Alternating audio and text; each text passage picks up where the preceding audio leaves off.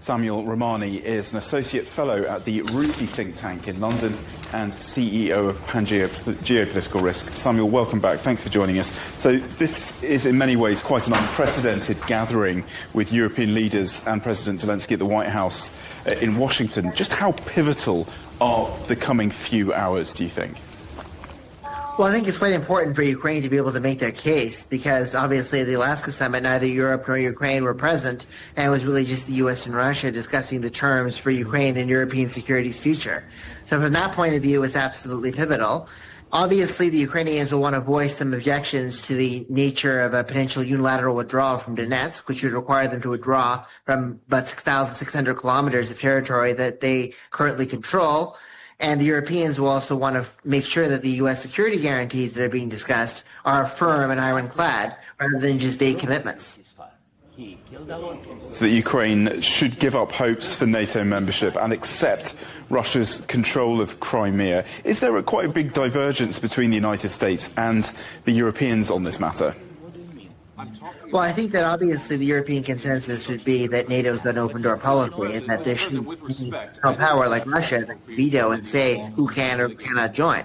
It's the objective of every sovereign state to decide if they want to join a particular alliance. If they meet the criteria to join NATO, they should join.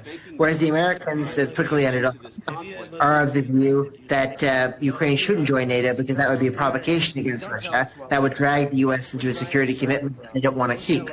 The reality is, though, that there's not a consensus in Europe or the U.S. So I don't think that the NATO issue is really that consequential, aside from the difference in ideology about whether NATO should be open door or closed door.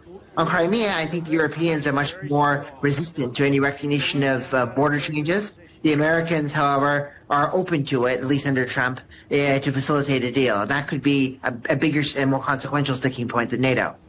And what about binding security guarantees? They've been kind of vague, haven't they? What kind of assurance do you think could actually emerge today? Well, I think that everybody wants to avoid a repeat of the 1994 Budapest Memorandum, where security guarantees were provided to Ukraine, and then the Russians launched invasions in 2014 and 2022.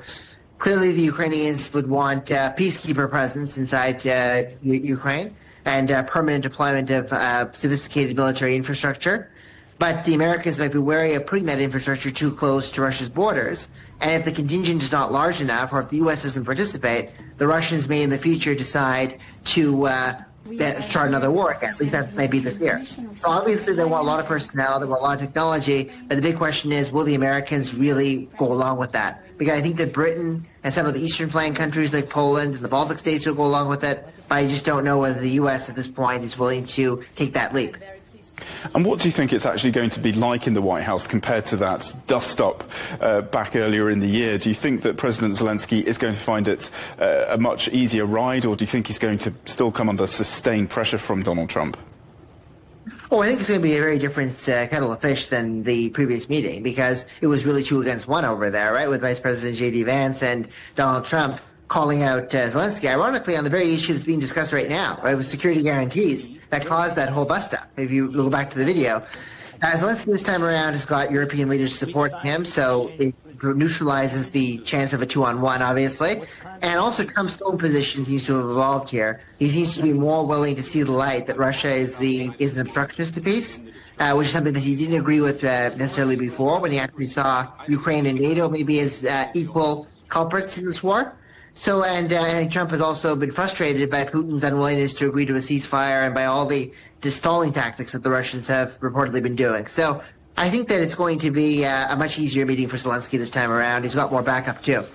And so do you think that President Putin will be quite optimistic about what he's going to hear today, considering what Donald Trump has been messaging out on social media over the past day?